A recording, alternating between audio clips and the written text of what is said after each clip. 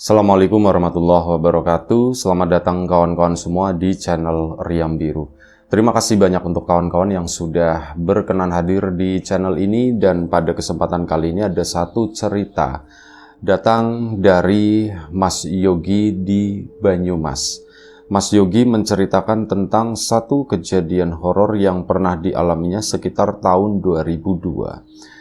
Jadi pada saat itu Mas Yogi masih SMA, dan pada waktu itu ini lagi bulan puasa. Kita sebentar lagi memasuki bulan Ramadan ya, bulan puasa, tapi enggak apa-apa, wis cerita ini tak keluarin sekarang gitu ya. Nah, waktu itu bulan puasa sekitar tahun 2002, dan waktu itu Mas Yogi juga masih sekolah gitu ya. Itu waktu itu libur atau enggak ya? Kayaknya udah enggak ya, tahun segitu ya. Nah, ini ada salah satu temannya Mas Yogi, ini lagi berduka.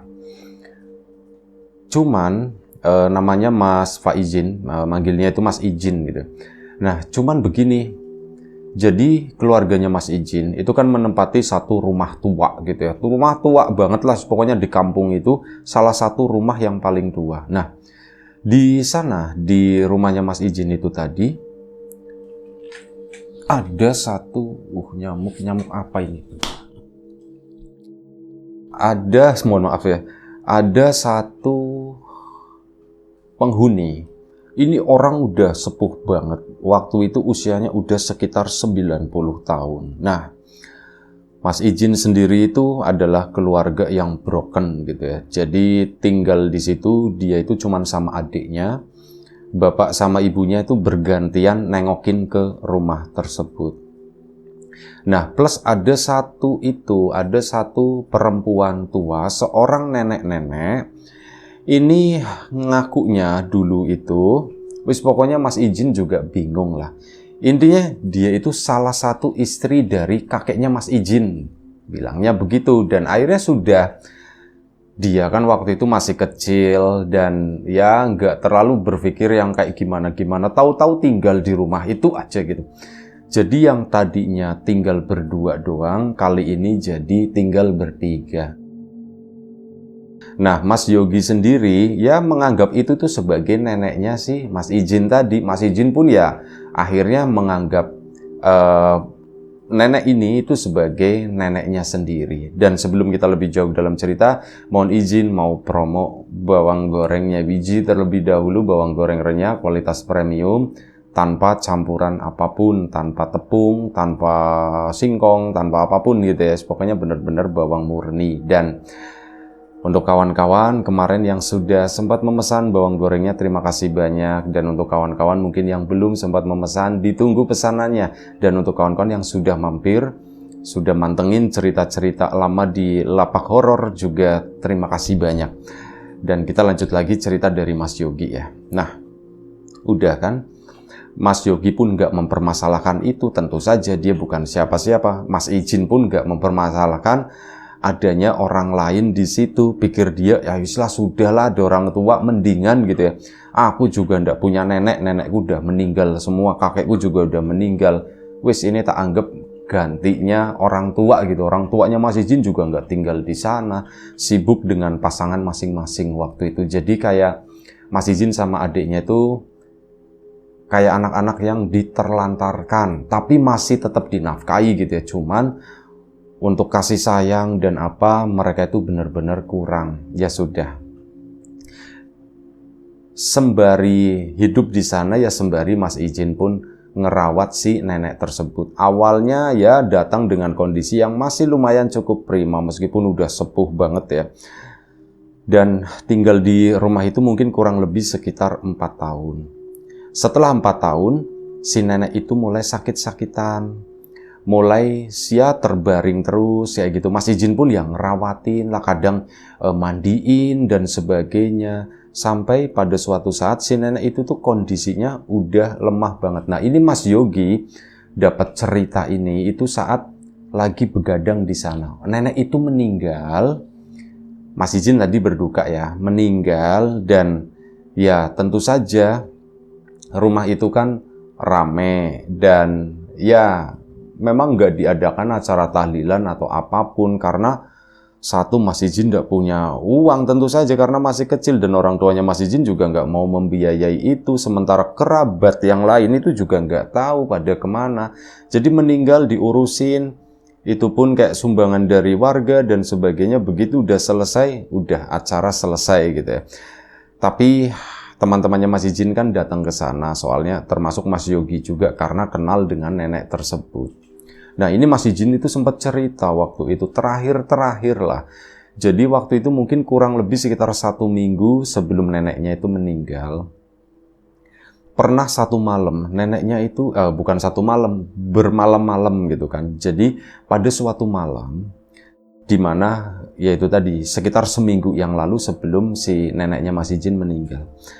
Mas Ijin kan habis main di depan rumah di situ. Saat dia masuk ke dalam rumah, ini neneknya itu lagi, dia kan sebelumnya nggak bisa bangun sama sekali. Itu lagi berdiri pegangan kayu di situ ya. Tangannya itu satunya pegangan, satunya itu malang kerik begini. Ngeliatin Mas Ijin begitu aja dengan tatapan yang sangat tajam. Mas Ijin, Mbah udah jalan Mbah, ditanya sama begitu. Si mbahnya itu diem aja. Dia tuh malah mohon maaf, tangannya tuh malah garuk-garuk itunya.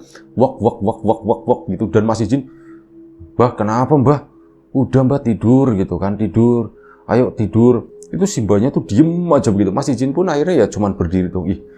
Malam lampunya mana remang gitu kan. Ada nenek-nenek berdirinya begitu serem banget. Kira-kira Mas Ijin, Mbah udah yuk masuk ke kamar. Akhirnya mau dibantuin sama Mas Ijin, tapi enggak, dia itu jalan sendiri ke sana. Dan kata Mas Ijin cara jalannya itu aneh. Cara jalannya itu tangannya dikipit-kipit begini kayak seorang penari katanya. Kata Mas Ijin, kok jalannya aneh begitu, dan ya dia bisa jalan sendiri gitu ya. Jadi kok serem begini, masuk ke dalam kamar ke sana. Udah tiduran dilongok sama Mas Ijin. Itu posisi tidurnya itu nggak biasa. Kalau biasanya tuh begini, tangan itu lurus, posisi ngelihatnya tuh ke atas. Itu tuh enggak, tidurnya tuh begini. Di atas tangan, kepalanya tuh ya itu miring, tidur miring seperti itu, ngelihat ke arah pintu. Mas Ijin kan juga kaget, kok ya udahlah tak biarin aja gitu ya. Dan matanya tuh masih melek waktu itu. Mas Ijin ke belakang, terus malam itu tidur. Nah malam selanjutnya itu ada lagi, kata Mas Ijin, ada yang aneh lagi. Malam ini aku udah tidur, karena aku udah pulang, udah tidur, mungkin sekitar jam 1 atau jam 2 pagi lah. Aku itu kebangun secara tiba-tiba gitu, kebangun terus, Mas Ijin kan tidur pintunya dibuka ya. Di samping itu kamar adiknya. Nah ini si Mbah ini, jadi mereka tuh bikin kamar-kamar sekat, cuman pakai anyaman bambu kayak gitu, dikasih rangka-rangka, itu dijadiin kamar lah. Nah Mas Ijin memang kamarnya nggak ada pintunya. Itu ngeliat, itu bayangan siapa? Ada bayangan, ada lampu yang pakai bolam yang warna kuning itu di tengah di situ. Dan si nenek itu tuh ada bayangan-bayangan gitu, kayak orang lagi nari gerak-gerak seperti itu. Itu siapa ya? Mas Ijin pun akhirnya ngelongokan bangun. Begitu bangun, si neneknya itu lagi nari. Si Mbah nari-nari begitu. Nari nggak ada musiknya, nggak ada apa gitu. Cuman dia narinya, Mas Ijin nggak ngerti masalah tari-tarian begitu. Cuma, narinya kok begitu bagus gitu ya, kata si Mas Ijin. Dan akhirnya karena Mas Ijin takut, ini kok serem ya, ini bukan nenekku, cuman aku nganggap dia sebagai nenek. Ya karena orangnya juga baik, tapi kok aku ngelihatnya begitu kok serem ya. Mas Ijin pun masuk lagi ke dalam kamar, diem aja begitu. Entah jam berapa si nenek itu selesai, dan akhirnya si nenek itu pun masuk. Nah, keesokan harinya, si nenek itu udah bangun-bangun, udah tidur, kayak ya memang lagi sakit waktu itu ya. Udah lemes banget, makan aja disuapin sama Mas Ijin. Kok begini ya, kalau malam itu kok bisa berdiri sambil garuk-garuk. Semalam juga malah jogedan begitu, pikirnya Mas Ijin, nari maksudnya. Tapi kalau siang itu begini, akhirnya Mas Ijin pun nanya, Mbah, kalau malam sih Mbah bisa bangun, itu gimana ceritanya sih Mbah gitu. Lah bisa bangun apanya orang, kayak gini aja susah, kata si neneknya tuh begitu. Nah orang semalam sih mbak nari-nari, joget-joget begitu. Nah kamu ngaco, masa joget-joget begini, kaki sakit semua, ndak bisa buat jalan, kata si mbak. Itu dibantah sama si neneknya.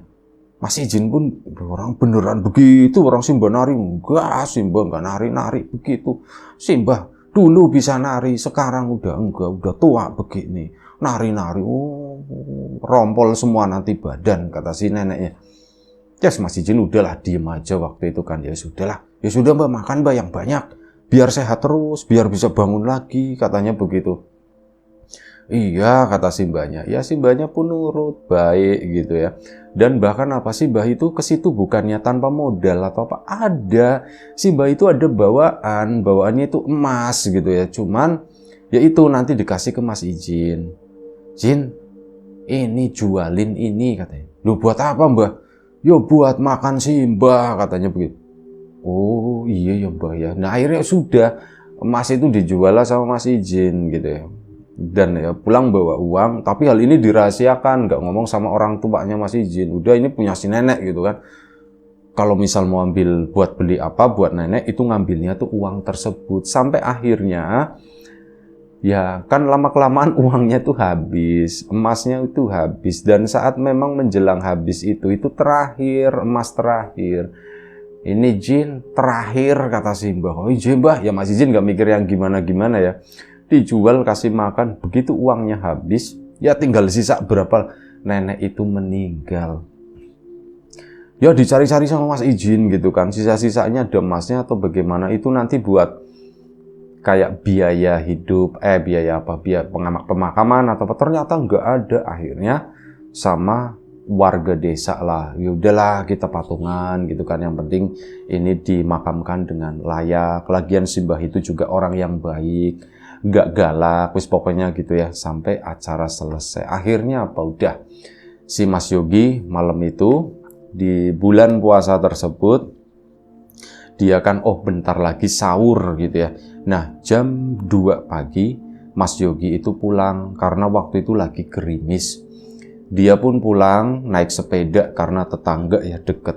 Tek pulang, singkat cerita sampai di depan rumah. Begitu sampai di depan rumah, oh iya, Mas Ijin itu kalau dari rumah itu dari sebelah kanan. Nah ini di samping rumahnya Mas Ijin, Mas Yogi ya.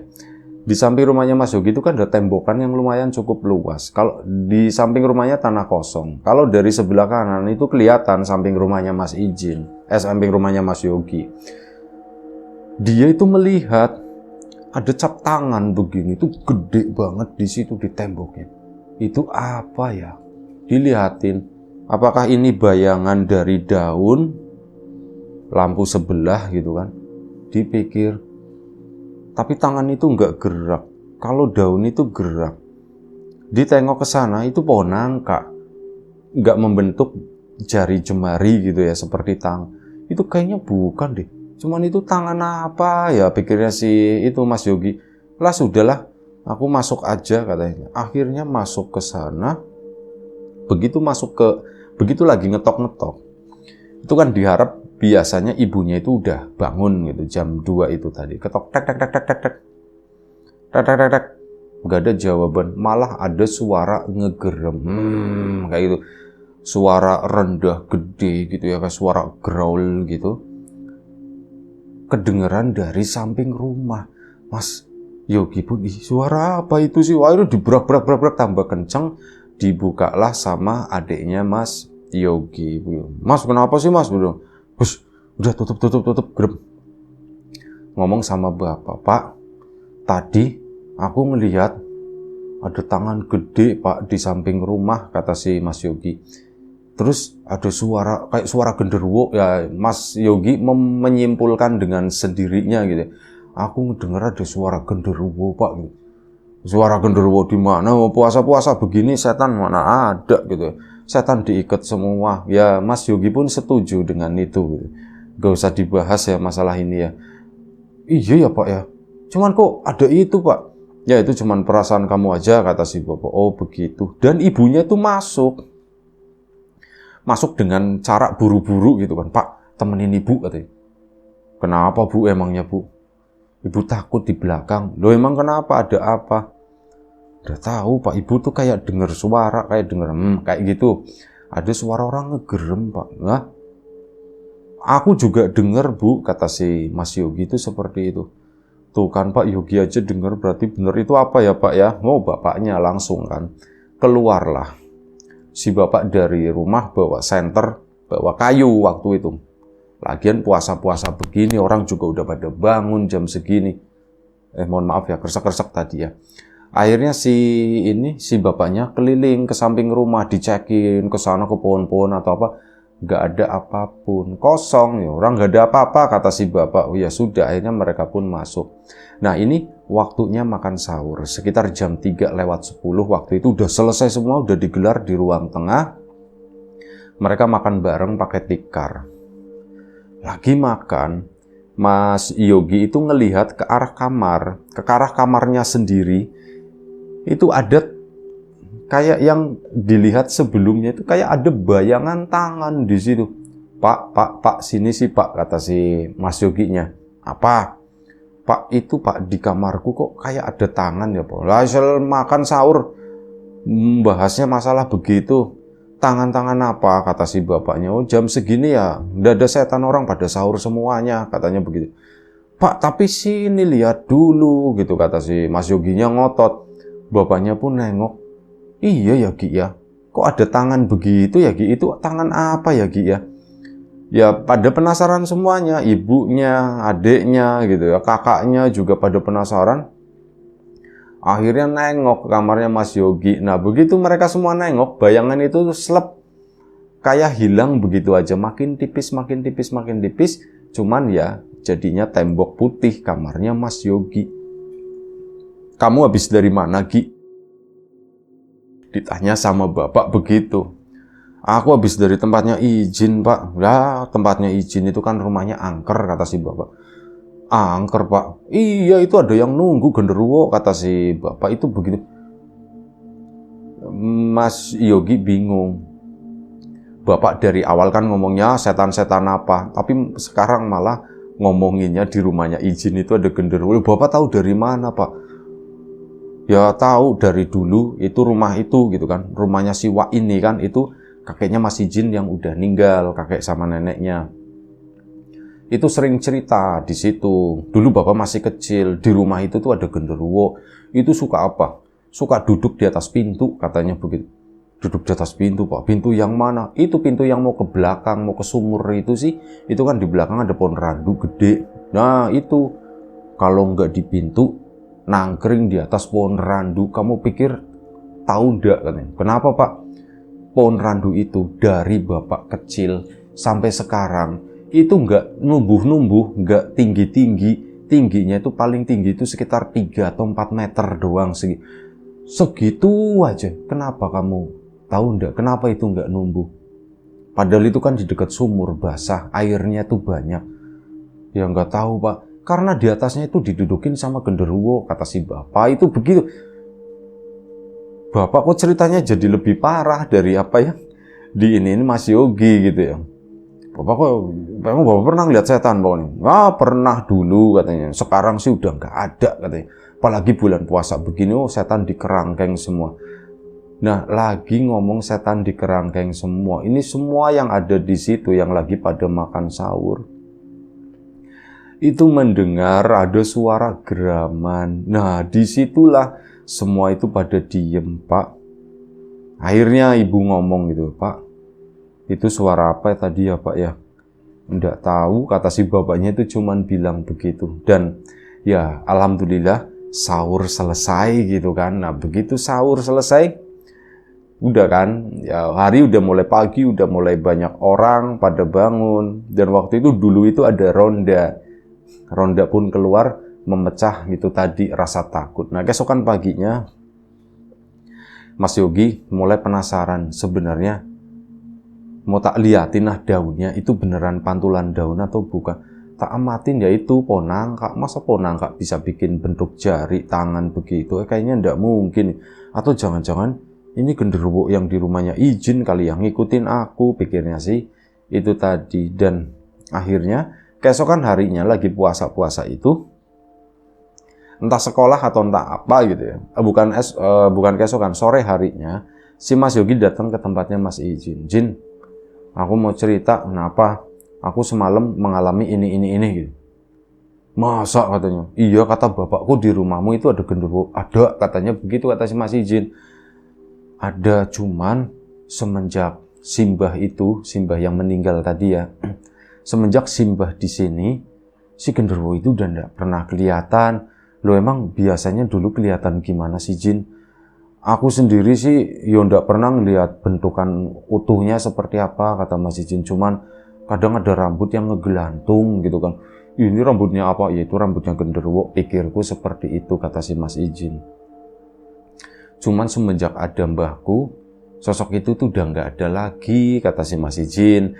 Bahkan kata ada satu mbah-mbah di situ orang pinter, itu yang genderuwo di rumahmu itu, Jin, takut sama nenekmu itu, katanya. Nenekmu tuh bukan orang sembarangan. Ada yang bilang begitu, tapi Mas Ijin kan lah nggak ngerti apa-apa masalah itu. Dan ya begitu diceritain, apa kira-kira dia ikut ke aku ya, Jin ya? Ya nggak tahu, bisa jadi seperti itu, orang sebelumnya itu udah nggak ada.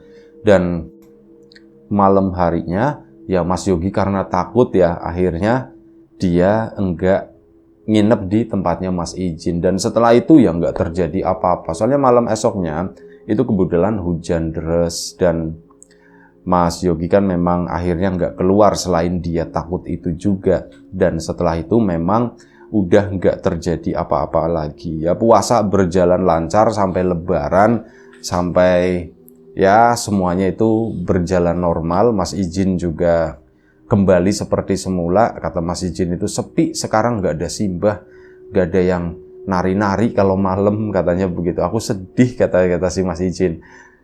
Padahal itu bukan nenekku sendiri, tapi nggak tahulah, aku ngerasa ikut ngerawatin, kata Mas Ijin gitu. Dan akhirnya ya sudah, cerita itu berakhir sampai di sini aja. Terima kasih Mas Yogi di Banyumas sana atas ceritanya.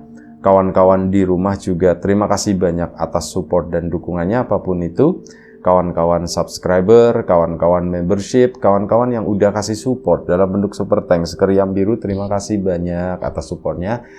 Kawan-kawan yang udah ngasih like, udah nge-share ke yang lainnya, kawan-kawan yang udah ninggalin komentar juga terima kasih banyak. Kawan-kawan yang sudah memesan bawang gorengnya biji, tentu saja tak lupa terima kasih banyak. Untuk kawan-kawan mungkin yang belum sempat memesan, ditunggu pesanannya. Sebentar lagi kita puasa ya, masuki bulan puasa.